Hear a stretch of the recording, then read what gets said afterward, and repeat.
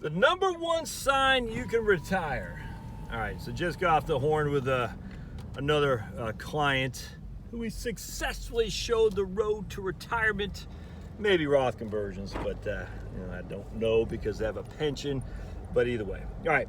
I'm telling you, man. Now these guys have a pension, and you know my quadrant rule, 4 quadrants. If you have a pension and no debt, you're fine. There's no other way around that. But most of us don't have a pension. So then what would be another sign that you can retire? I got scratches all over the place from going to those pricker bushes trying to get those blackberries. All right, the number one sign you can retire. You ready? You ready? Hold your hat. Not having a car payment. I'm telling you, man, I am telling you. Every single time I've done these retirement plan scenarios, not having a car payment is the key thing. I cannot stress this. I can't stress enough how important this is. And so these guys, it's funny because they drive a 04 Audi and an 08 Nissan, and I was joking because I said I'm surprised you don't drive a 1995 Ford F-150, Ford F-150, one of those boxy ones. When did they change the body style in the Ford F-150s? The early 90s. But I've had many a guy, and they're all guys, who drive these old Ford F-150s. Those old boxy ones. I said, I know you're gonna be retired. The first thing I should probably do, in fact, put in the show notes if you would, what kind of car are you driving? I'd love to hear what you have to say. Now look, just because you have a new car doesn't mean you can't retire. I don't want you to, they're not mutually exclusive. Again, mutually exclusive means they both cannot exist, all right? So God either exists or he doesn't. God and atheism cannot mutually exist. So it's mutually exclusive. Either God exists or God doesn't. Thus, one of those two things, atheism or a theism, can't exist. One of those two things. That's what mutually exclusive means. So when I say the number one thing to determine if you get retired is not having a car payment, does not mean that if you drive a new car payment or you have a debt on a car, you can't retire. No. It doesn't mean that. I want to be very, very clear there. But I'm just telling you. And I said, well, the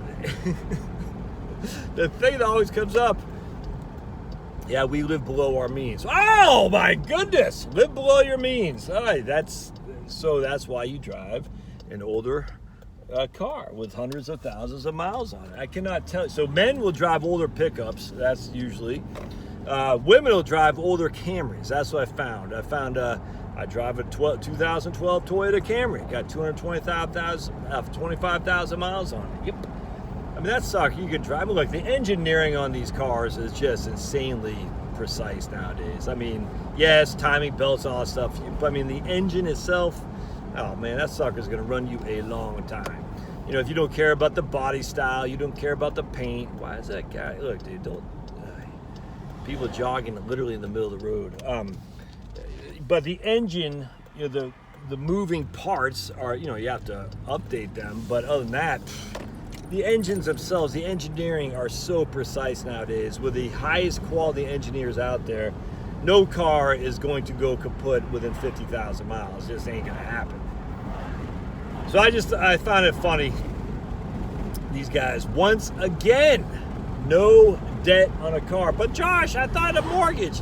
A mortgage is important too, don't get me wrong, but very few people don't have a mortgage and a car loan. That doesn't seem to be the case. It seems to be that they have the car loan and the mortgage, if that makes sense.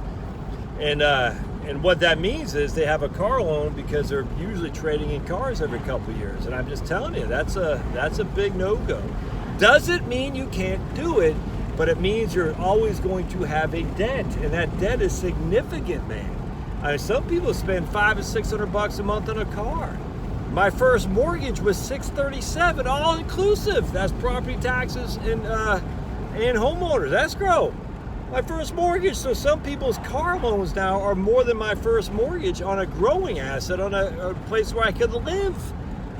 I tell you, I don't think we're ever going to come to it. They've been talking all this time like you can just like rent a car kind of thing with AI. I think that stuff's way overblown. It'd be sweet though if you could say, you know, hey, I'm going to the post office right now. I need a car. Come get me. That'd be kind of sweet. I don't think that's ever happening. I really don't. But if it does, that'd be good because it save a lot of money for people. I think. We shall see. But don't get into the, I'm just telling you, man, get rid of your car loan. It's just such a bad debt to have. And if you don't have it and you're going to, so let me give you an example. The two people I dealt with, both have mortgages the last 2 days. Both have mortgages, don't have car loans. They both can retire fine. I know that they can, without question. Now this guy, today had a pension. The guy yesterday, the husband and wife did not.